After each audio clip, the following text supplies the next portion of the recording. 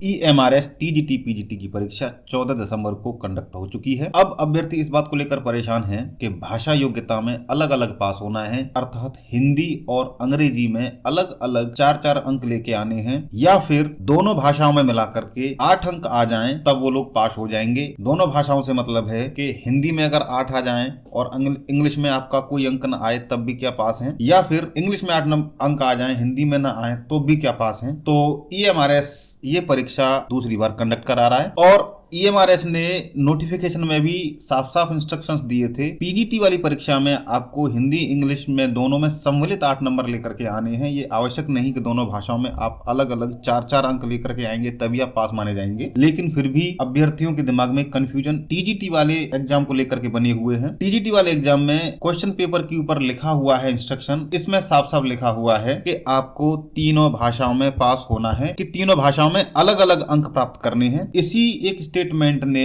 Candidates के दिमाग में कंफ्यूजन पैदा कर दिया है। अब बात यह है कि लैंग्वेज सेक्शन में आप यहां देख पा रहे हैं एक लाइन लिखी हुई है, रीजनल लैंग्वेज में अगर आप पास नहीं होते हैं तो आपके 1 से लेकर 5 तक के भी नहीं चेक किए जाएंगे, और अगर आप रीजनल लैंग्वेज में पास होते हैं तभी आपके 1 से लेकर 5 तक के सेक्शन जो है वो चेक किए जाएंगे। तो कुल मिलाकर बात यह है कि आपको रीजनल लैंग्वेज में अलग से 40% 10 में से 4 नंबर लेकर के आने ही हैं। बाकी क्योंकि चौथा और 5वां सेक्शन वो लैंग्वेज का है तो उसमें आपको दोनों भाषाओं में मिलाकर के 8 नंबर लाने हैं। चाहे आप किसी एक लैंग्वेज में भी 8 नंबर ले आते हैं चल जाएगा, कोई दिक्कत नहीं है। आप इंग्लिश में मत लाओ, हिंदी में ले आओ, कोई दिक्कत नहीं है। लेकिन अगर आपके रीजनल लैंग्वेज में 40% अंक यानी कि 10 में से 40 अंक नहीं आते हैं तब आपका, चाहे आप दोनों भाषाओं में हिंदी इंग्लिश में कितने भी अंक ले आओ, पूरे में से पूरे ले आओ, आपका चेक नहीं होने वाला है। तो इस बात को लेकर के परेशान ना हो, क्योंकि साफ साफ आप देख सकते हैं लिखे हुए हैं, अगर आपने रीजनल लैंग्वेज में 40% अंक प्राप्त नहीं किए हैं तो आपका कोई भी सेक्शन चेक ही नहीं किया जाएगा,